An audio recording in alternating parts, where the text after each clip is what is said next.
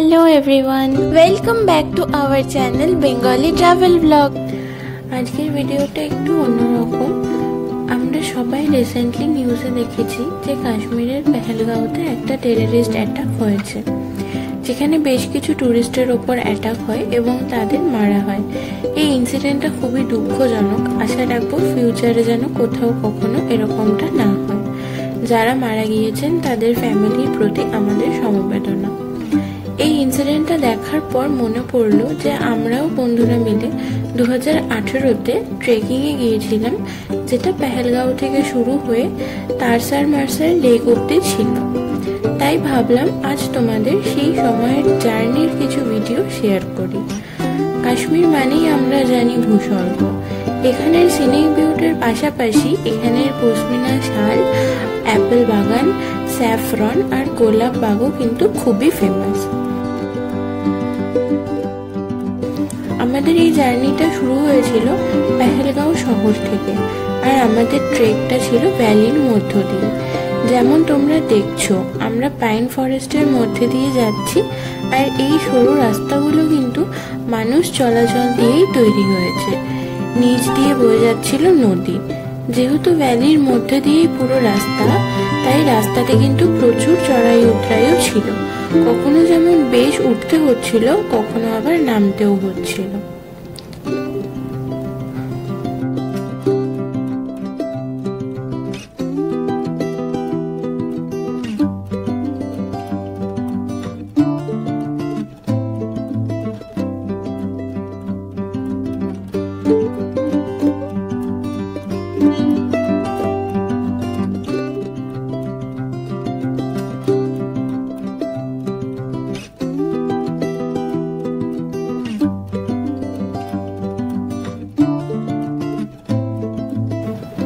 দেখো, এখন আমরা একটা রিভার বেডে এসে পৌঁছেছি, আর এখানে আসার জন্য কিন্তু অলরেডি আমরা একটা ভ্যালি পেরিয়ে এসেছি।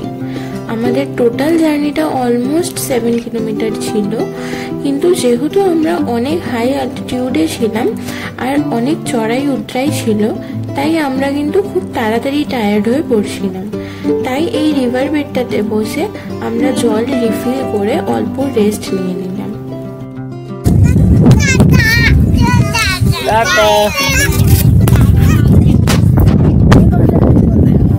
किसी को तो सांगन लेके रुला दिया पीछे से। Bye bye bye. আরো কিছু দূর হাঁটার পর কিন্তু এদের সাথে দেখা হয়েছিল। এরা এখানেই থাকে, মানে এদের বাড়ি এই পাহাড়ের ঢালেই, বড় বড় বোল্ডার দিয়ে বানানো।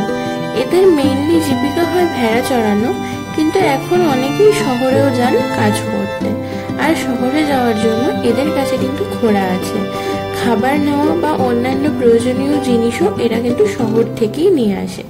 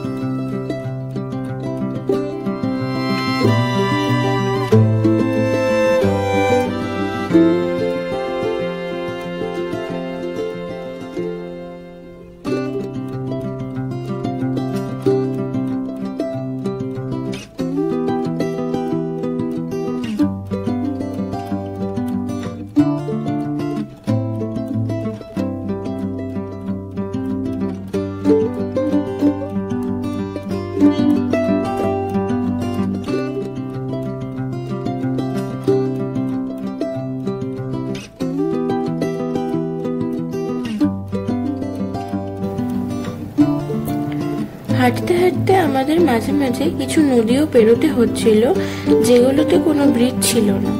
লোকাল যারা এখানে থাকে তারা বড় বড় গাছ কেটে ফেলে রেখেছিল, আর সেই গাছের গুড়ির ওপর দিয়েই আমাদেরকেও কিন্তু নদীগুলো পেরোতে হচ্ছিল।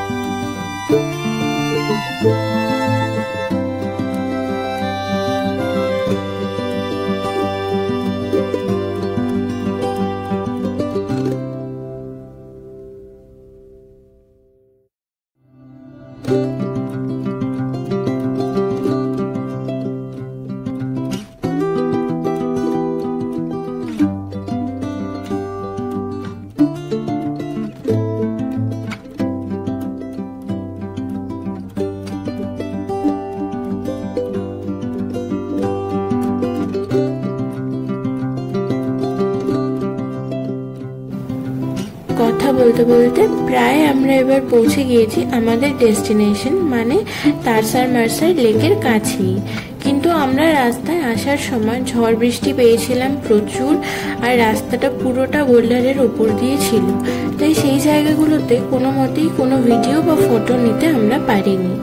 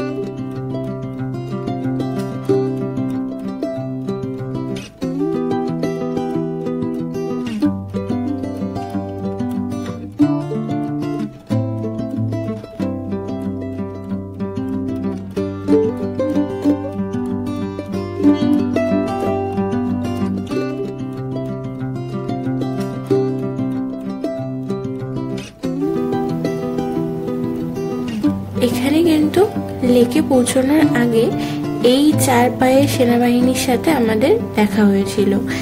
এরা এত পরিমাণে ছিল, যেরকম তোমাদের বলছিলাম যে এদের মেইন জীবিকা কিন্তু ভেড়া চড়ানো, এনারাও কিন্তু এরকম ভেড়া চড়াতেই বেরিয়েছিল, আর এরা কিন্তু এখানে এরকম ভাবেই সাধারণত চড়িয়ে থাকেন ওনারা।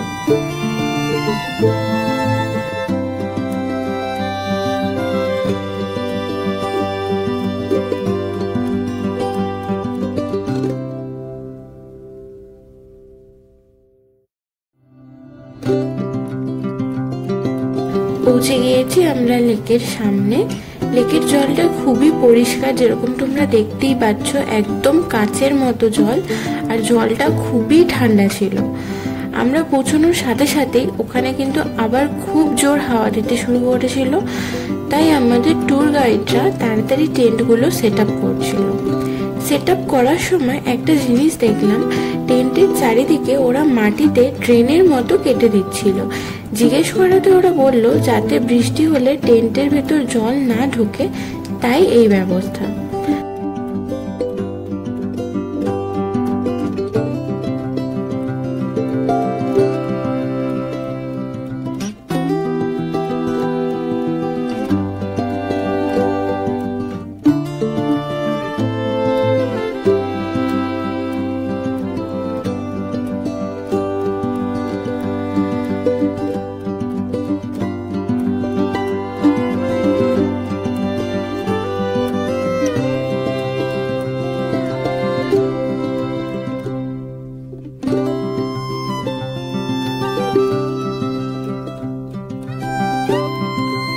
আর দেখো সামনের দিকের মেঘগুলো কেমন মনে হচ্ছে যে নিচে নেমে এসেছে। বৃষ্টি নেমে পড়বে বলে আমরা তাড়াতাড়ি টেন্টের ভেতরে চলে এলাম।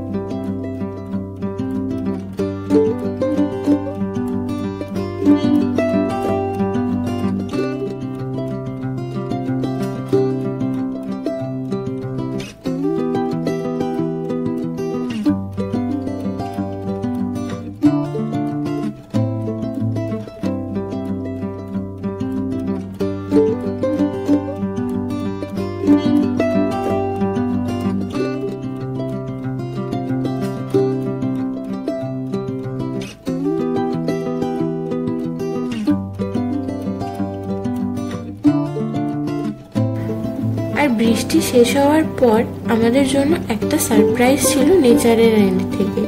আমরা বাইরে এসে দেখলাম এত সুন্দর একটা রেইনবো হয়েছে, চারিদিকে এত সুন্দর সিনিক বিউটি ছিল, তার সাথে এই রেইনবোটা পুরো ম্যাজিক্যাল ওয়ার্ল্ড লাগছিল। এখানে কিন্তু রাতে অসম্ভব সুন্দর তারা ভর্তি আকাশ দেখা যায়। যেহেতু এখানে পলিউশন একদম নেই, তাই এখানে খুব ক্লিয়ারলি কিন্তু মিল্কি ওয়েও আমরা দেখতে পেয়েছিলাম, যেগুলো ভিডিওতে নেওয়া পসিবল হয়নি। কিন্তু আমরা প্রচুর ফটো তুলেছিলাম, যেই ফটোগুলো আমি অ্যাটাচ করে দেবো, তোমরা দেখে নিও।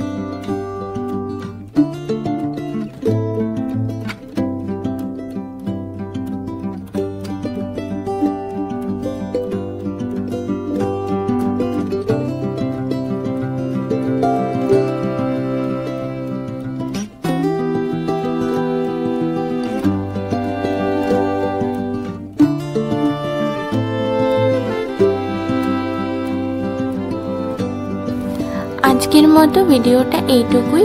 দেখা হবে অন্য কোনো দিন অন্য আরেকটা ভিডিও নিয়ে। ততক্ষণ সবাই খুব ভালো থেকো, সুস্থ থেকো। আজকের মতো টাটা।